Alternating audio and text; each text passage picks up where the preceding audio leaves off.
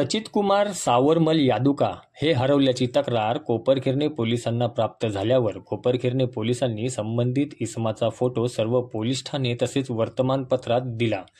याबाबत सदरचा इसम हा मुंबईत असल्याची माहिती मिळाल्यावर कोपरखिरणे पोलिसांनी सचित कुमार याला ताब्यात घेऊन त्याला अंघोळ घालून केस कापून नवीन कपडे घालून त्याला माणसात आणले। पोलिसांनी सचित कुमार याच्या परिवाराशी संपर्क साधला असून याबाबतची कल्पना त्याच्या नातेवाईकांना दिली आहे। सचित कुमार हा मनोरुग्ण असल्याने त्याला उपचारासाठी ठाण्यातील रुग्णालयात पाठवण्यात आलं असल्याचं वरिष्ठ पोलीस निरीक्षक औदुंबर पाटील यांनी सांगितलंय।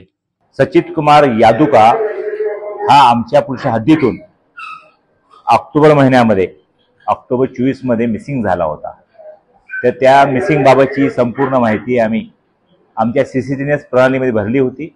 त्या अनुषंगाने त्यांचं लोकेशन त्याची माहिती आम्हाला आज रोजी भांडूप पोलीस मुंबई येथे मिळाली। त्या अनुषंगाने भांडूप पोलिसांची मदत घेऊन आम्ही सुचित कुमारला आपल्या पोलिसांना घेऊन आलो। त्यानंतर त्याचा अवतार पाहिल्यानंतर त्याचे केस वाढलेले होते, कपडे विचित्र अवस्थेत होते।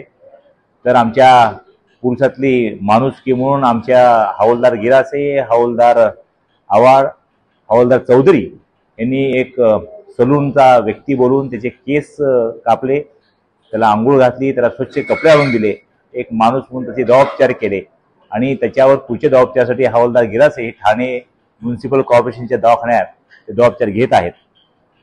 तर तो माणूस मिळाल्याची माहिती त्याचे बंधू गोविंद कुमार यादुका यांना कळवलेले आहे की सध्या ते दिल्ली येथे आहेत। ते आल्यानंतर आम्ही त्यांच्या ताब्यात देत आहोत। त्याची मेडिकल केल्या असता तो मेंटली स्टेबल नाही आहे असं डॉक्टरांनी त्यात दिलेलं आहे। तर माणूस म्हणून आम्ही त्याला सर्व अन्न पाणी आणि सर्व द्यायचा प्रयत्न करत आहोत। त्याचे नातेवाईकांनंतर त्याच्या ताब्यात द्यायचं ठरवलेलं आहे। कोपरखिरणे पोलिसांनी दाखवलेल्या या माणुसकीमुळे नागरिकांच्या मनात पोलिसांबाबत आपलेपणाची भावना निर्माण झाली असून नागरिकांकडून कोपरखिरणे पोलिसांवर कौतुकांचा वर्षाव होत आहे।